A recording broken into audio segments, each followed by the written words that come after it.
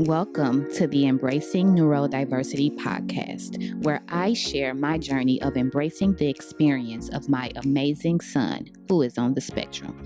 I am Ivory, a mother, educator, and personal growth enthusiast. My goal is to offer insight and stories that may inspire you on your own parenting journey. Thank you for tuning in. Hi, everybody. Welcome back. Thank you for tuning in. Per usual, I am so grateful and appreciative of the support. I hope that you all are having a great day, a great week, and wherever you are listening to this, depending on the time, I hope that you are well. Today, I want to explore the topic that I think can truly change the way you experience your parenting journey, because it has changed the way that I experience my parenting journey with my son, Khalil, and that is redefining success. Now, when we hear that statement, we've heard it before, I'm sure, many of us. It probably sounds more simple than it actually is. The idea of redefining success truly requires us to step back and to investigate what success means for us, how we were influenced by what we believe success to be, who taught us what success is, and then looking at what works for our children, what works for our own lifestyles, and creating a narrative of success that is more in alignment to what we deem to be successful, right? Like that is a lofty task, and it takes work. So today we're going to talk about what that looks like. And obviously, because this is a podcast episode for parents by a parent of a neurodiverse child, this is even more important to explore because traditional measures of success don't always fit for our children and therefore our lifestyle. Brianna White's, y'all know I've been reading her book, The Pivot Year. She mentions that Brianna White challenges us, I should say, to rethink those conventional definitions and embrace success in a way that honors our child's individuality. In this episode, we'll discuss why success looks different for every child and how to let go of comparisons and how to celebrate the unique milestones that really matter. Let's start by reflecting on a powerful question. What does success mean to you? Maybe you can pause this episode and start jotting down some things. Maybe you can bookmark that question, and after this episode, start to draft some ideas for yourself, right? Society often defines success through external achievements, good grades, athletic awards, career milestones. And while those things are great and feel good, when you're parenting a neurodiverse child, success can't be measured in the same way.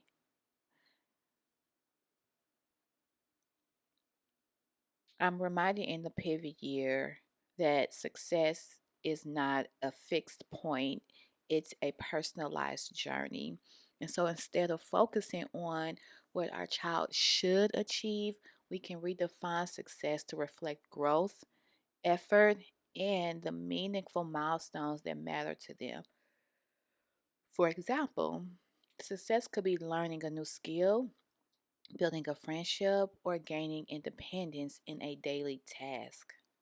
One of the most freeing things you can do as a parent is to let go of comparison.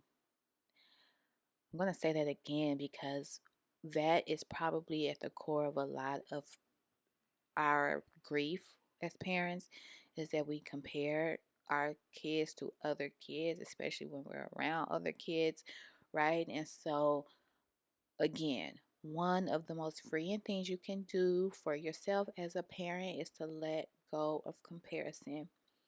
It's so easy to get caught up in comparing your child's progress to their peers or to societal expectations. It's very easy to do that. That's why society is designed in the way that it is, it creates the need to compare.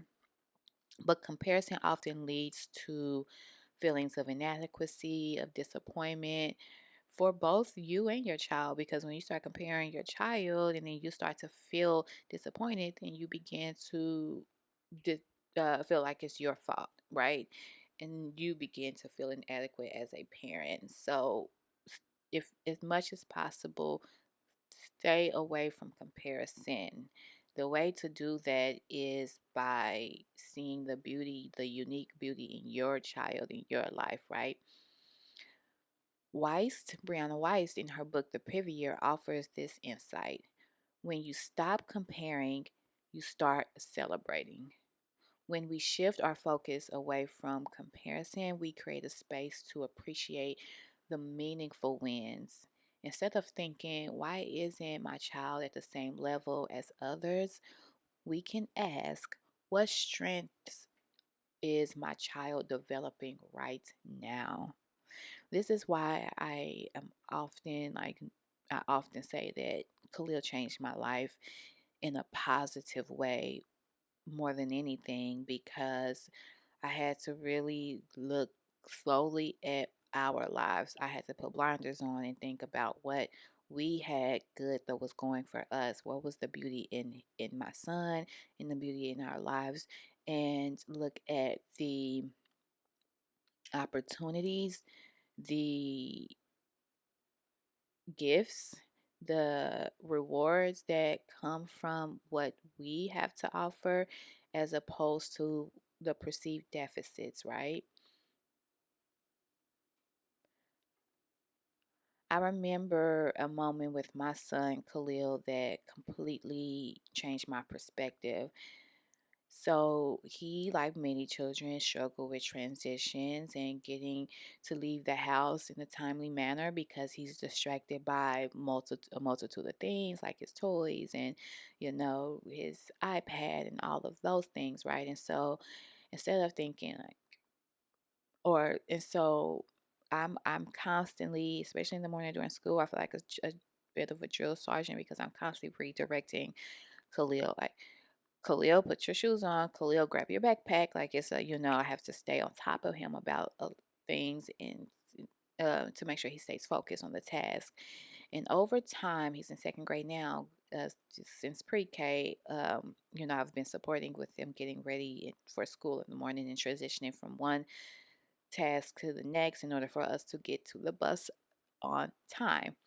And I noticed this year how his independence has grown, in the sense that he does a lot of those things on his own now. And I'm just to step back, like this is another beauty about, I think, parenting in general, is that when you pay attention, the things that you worried about a year or two ago, and you see like the progress of your child, is the best feeling in the world.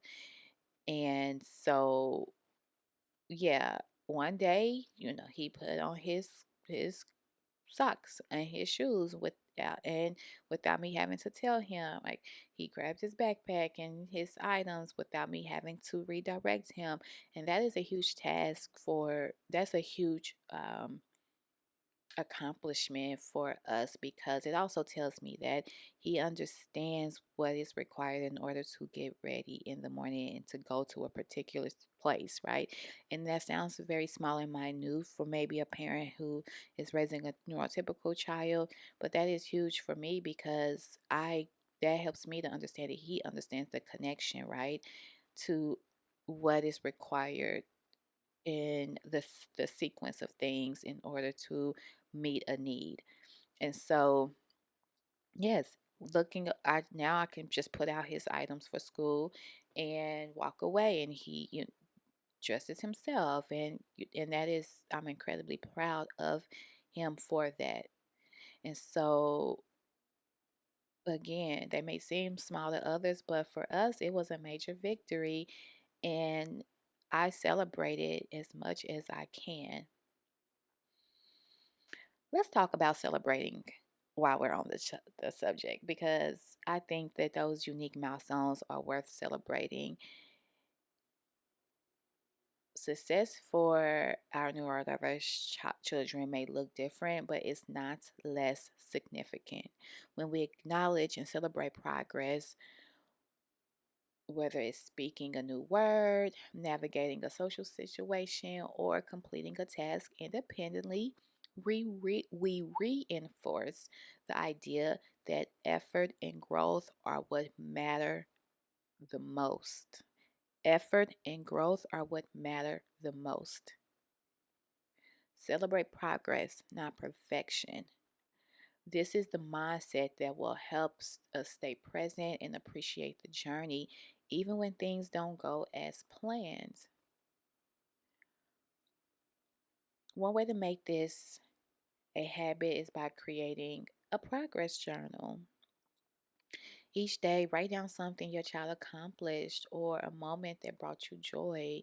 Over time, this can serve as a beautiful reminder of how far you've come, and it also allows you to begin to reset and reset your mindset about what success looks like and to redefine success, right? Redefining success isn't just about our children, it's about us too.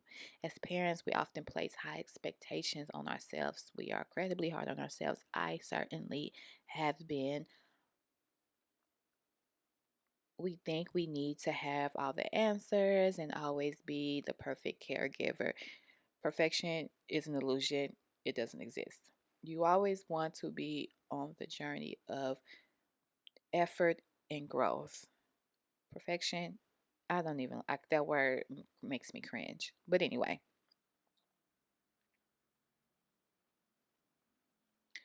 success as a parent isn't about perfection, it's about showing up with love, patience, and resilience.